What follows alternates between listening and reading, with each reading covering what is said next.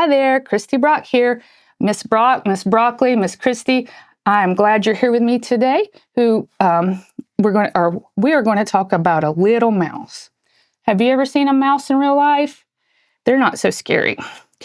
This little mouse, what do you think he's going to do? Go on a journey or eat some food? Let's find out.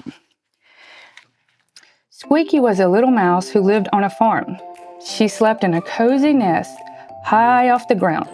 She loved to race through the great stalks of wheat and play hide and seek with her friends. But most of all, she loved to sneak into the farmer's kitchen and nibble on the crumbs she found there. This was a very dangerous thing to do because two big, mean tomcats lived in the house. "I'm not afraid of those cats," the foolish little mouse would say. One day, Squeaky called down to her friends, Max and Rosie. "Wake up, sleepyheads. We're going on an adventure." It didn't take long for Squeaky to convince her friends to join in. The little mice sneaked under the back door of the farmer's house. Then they quickly climbed up onto the kitchen counters where they found all kinds of wonderful foods. Squeaky looked at Max and Rosie with a great big smile. "Dig in," she squealed. After the mice had eaten their fill, they scurried safely around the house. That night, Max and Rosie slept soundly, but Squeaky tossed and turned. She couldn't stop thinking about all the delicious food in the farmer's kitchen. "Perhaps if I had just a small nibble of something, I would be able to fall asleep," she murmured. So the foolish mouse hopped down from her nest and dashed back into the house. She crept past the sleeping cats and headed straight for the kitchen. Squeaky climbed onto the kitchen counter. "Wow," she gasped. "More treats." She quickly began stuffing herself. She ate bread, crust, cheese, nuts, fruit, even some cake, and finally stopped eating. She could not squeeze in another bite. The little mouse said sleepily. "That was the best snack I've ever had." And she yawned and stretched. "Maybe I should lie down for a couple minutes before I head back home." In an instant, Squeaky was sound asleep. Rosie soon discovered that Squeaky was not in her nest. "I know where she's gone," said Rosie. "To the kitchen."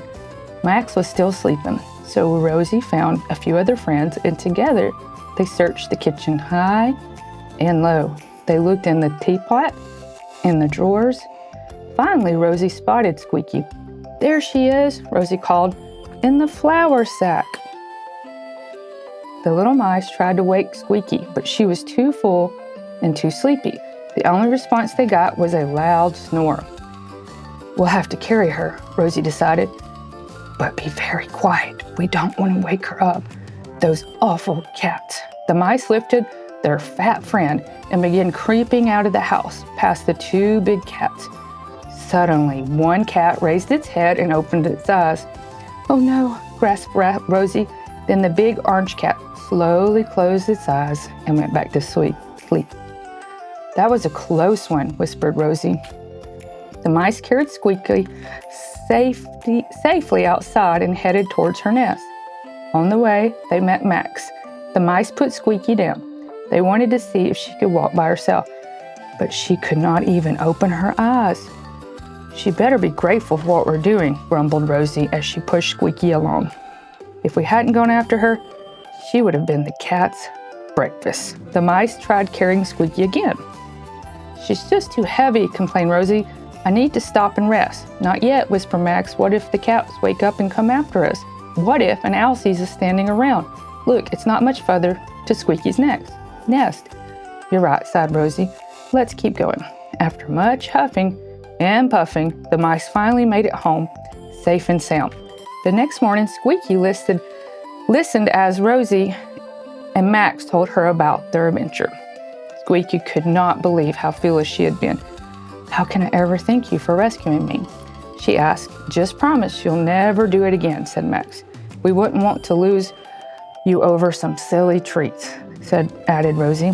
"I promise," said Squeaky. "Besides, the best treat is having good friends like you." Here's some fun facts. The mouse belongs to the rodent family, which includes squirrels, chipmunks, groundhogs, and gerbils and hamsters. Mice gnaw on anything they will find. They can damage books, furniture, clothing, electric wires, and even gnaw on a piece of soap. Mice can hear well, but they have poor eyesight. Their long whiskers help them feel around in the dark. When mice are born, they have pink skin and no fur. Their eyes are closed, fur covers their bodies, and when they're about 10 days old, they open their eyes.